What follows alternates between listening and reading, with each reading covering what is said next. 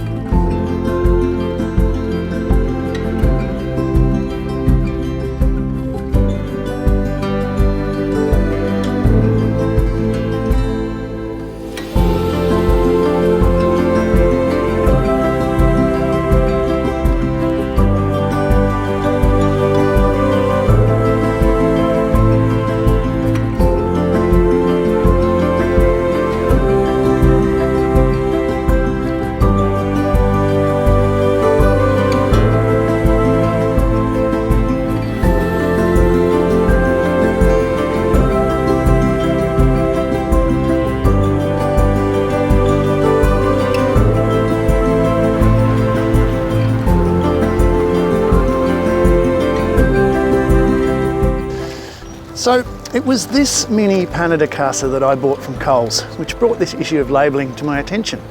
I've been buying these stone-based mini loaves for a couple of years now. I must say I really enjoy them, but I never actually really looked at the label. I mean, after all, it's white and crusty and tasty, it's just bread after all. But this time I just happened to have a look at the label. And I was surprised to see, in quite prominent lettering, it said, source of protein. Really?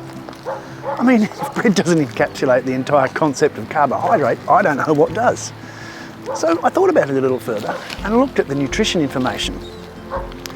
Sure enough, on the ingredients, it said 8.3% protein.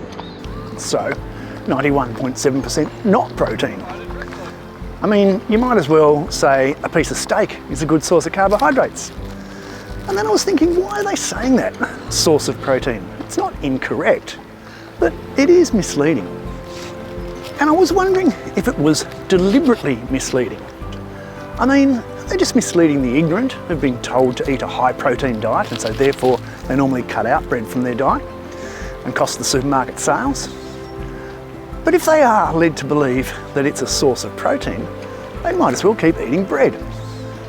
And then I thought again, yeah, what is that protein in bread?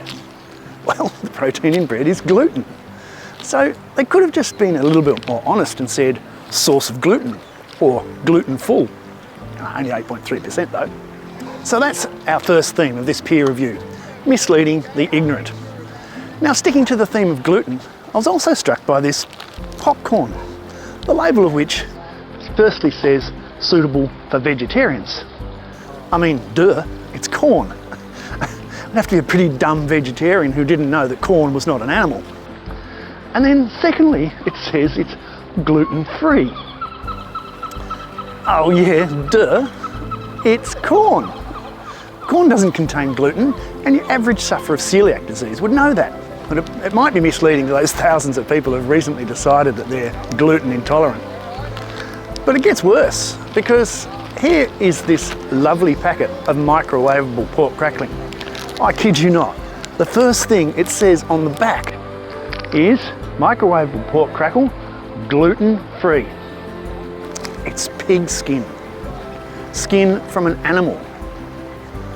Gluten-free, great. So the gluten intolerant can eat pig skin, because they wouldn't be stupid enough to think that pig skin would have gluten in it, that pigs were vegetables, would they? But in that case, they would say suitable for vegetarians, wouldn't it? But it also says more. No preservatives, no artificial colours, no artificial flavours, no added MSG. Whew, that's a relief. And at least they're being honest by saying it's a good source of protein. It's also a good source of fat and a great source of salt. But you can rest easy because it's gluten-free. I mean, who are they kidding? Who do they think we are? Do they think we're dumb mugs who stand on piers reviewing? Yeah, okay. They do have a point.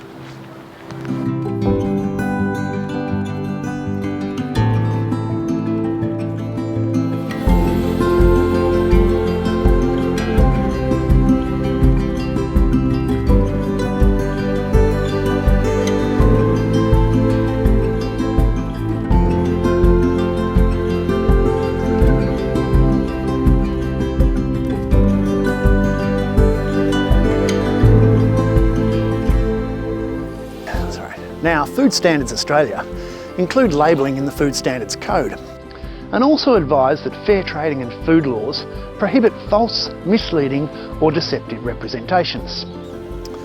But the theme of deceptive labelling becomes a little murky when we consider use of the term natural.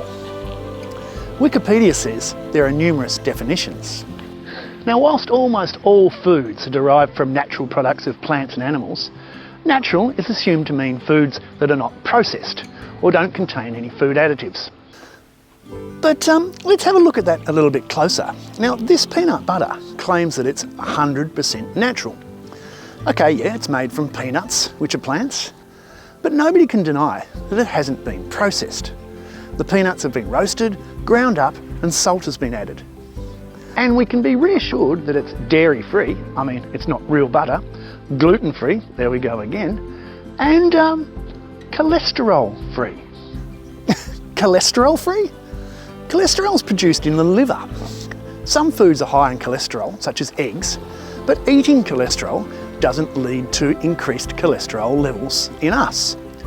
Eating saturated fat, on the other hand, does cause the liver to produce more cholesterol. And while most of the fat in peanut oil is unsaturated fat, in the case of this high oleic peanut butter, it's allegedly good monounsaturated fat, 16% is saturated fat. So there's no cholesterol in this peanut butter, but eating that saturated fat, eating that saturated fat will cause your cholesterol levels to rise. Deceptive, eh? Now, there are no food standards in Australia defining or regulating the use of the term natural. But what makes this peanut butter 100% natural and this one not? This one also contains roasted peanuts and salt, and it's arguably just as processed as the natural one. It also contains 6.5% sugar, another plant product, so arguably natural, but also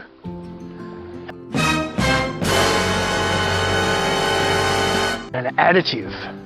Stabiliser 471 makes peanut butter more spreadable and stops the oil separating out. It sounds like an evil chemical, doesn't it? But where does Stabiliser 471 come from? Stabiliser 471 is made from mono and diglycerides of fatty acids, which are typically sourced from vegetable oils or animal fats. It isn't harmful to our health. Vegetable oils and animal fats? Now, didn't Wikipedia say that the basis of being natural related to food being sourced from plants and animals? So isn't this peanut butter also 100% natural? So even if we've swallowed the Kool-Aid and said that Stabiliser 471 is unnatural, considering that it's listed in the ingredients as after sugar at 6.5% and before salt at 0.3%, then it's likely that the evil Stabiliser 471 is about 3.4% of this peanut butter, therefore making it 96.6% natural. But let's now move to the common ingredient in both of the peanut butters that is not derived from plants or animals. Salt. Is salt natural?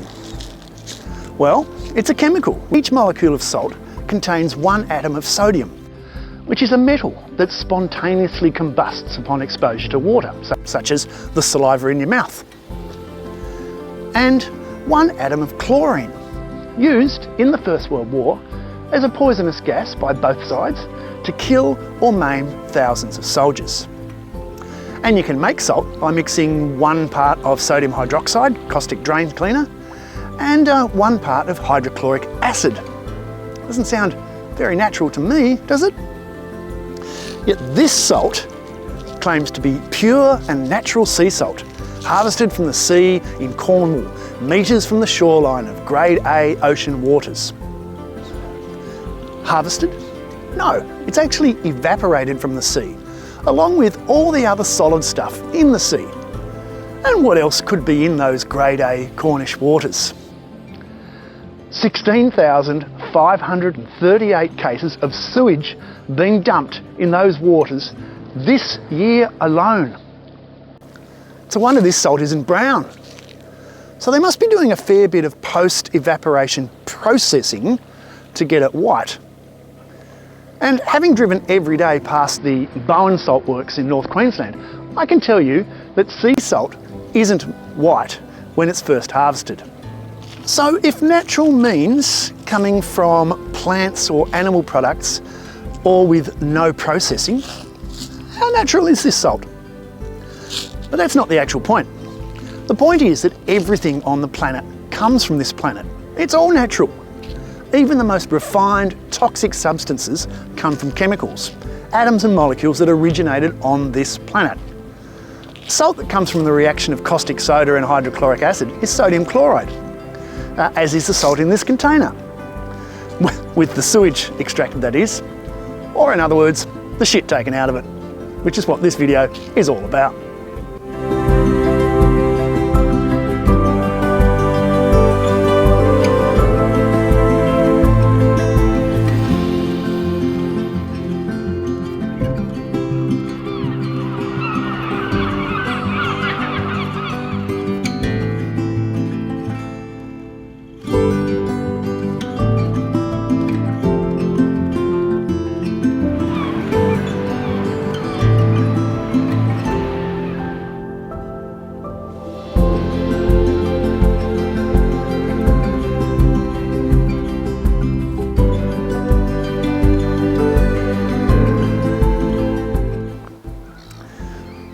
So, in the spirit of taking the piss, let's examine the next theme: deception by gross exaggeration.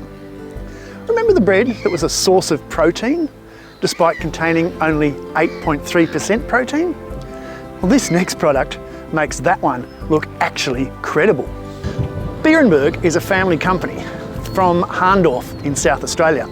They make a range of sauces and dressings. Now, I normally shop at Woolworths, which only stocks a few of their varieties, but I was in at Coles and I was excited to see that they had this blue cheese dressing available. I love blue cheese. Stilton, King Island blue, Danish blue, Roquefort, Castello, Gorgonzola, Wensleydale. Yes, sir? Splendid! Well, I'll have some of that then, please. Oh, I'm sorry, sir. I thought you were referring to me, Mr. Wensleydale. And I love a good blue cheese dip for crudités and a blue cheese dressing for salad. But when I opened this one, I must say I was disappointed. I mean, it wasn't very cheesy, let alone blue cheesy. So I looked at the ingredients. Yes, you saw that. 0.5% dried blue cheese powder. 0.5%! Now, notwithstanding that cheese powder is much lighter than solid cheese with all the water extracted, this blue cheese dressing, however, is 99.5% not blue cheese. So Beerenberg, to call it blue cheese dressing is at best a gross exaggeration and at worst pure deception. And there is only one solution for not having any cheese at all. Well, I'm sorry, but I'm going to have to shoot you. I don't. What a senseless waste of human life.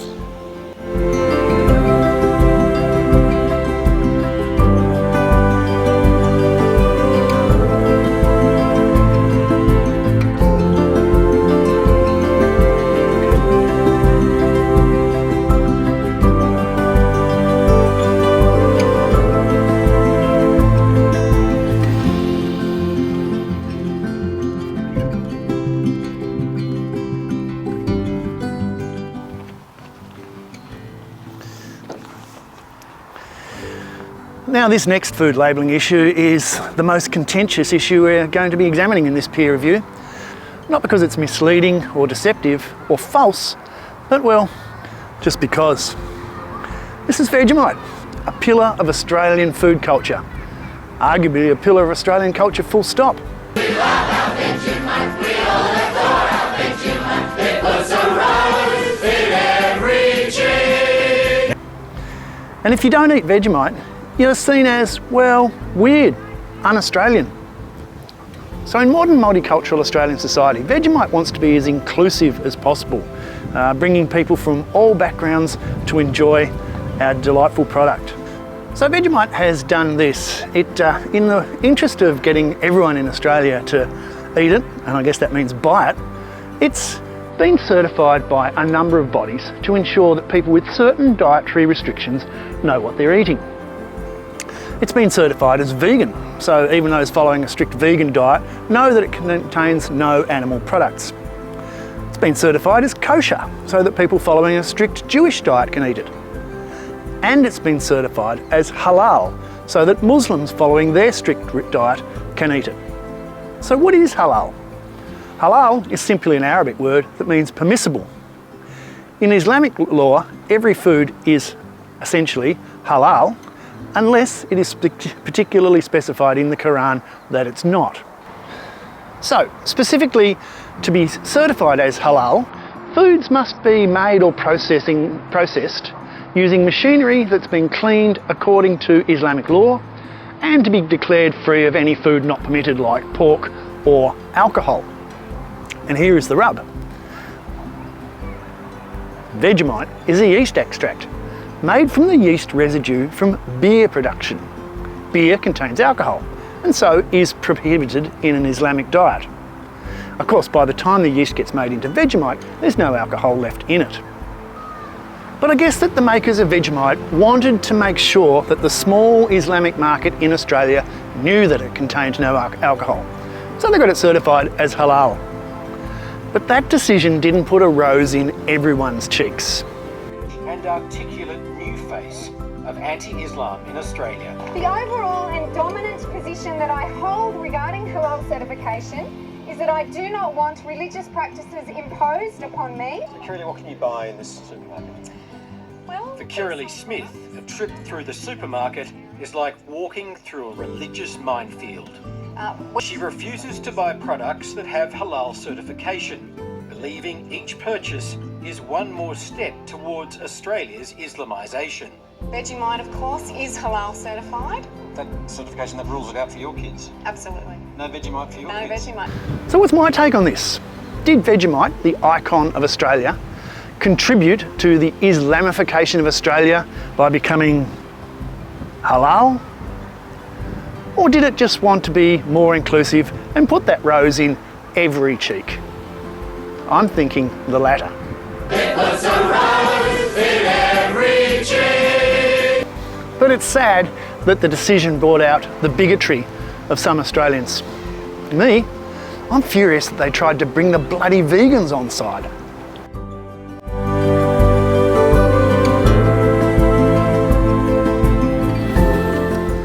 So in conclusion, next time you see a food label, have a think about the meaning and the intent behind it.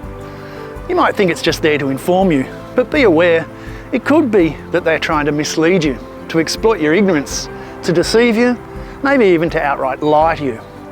But please don't fall into the trap of yourself using food labels for the purposes of hatred, even to vegans.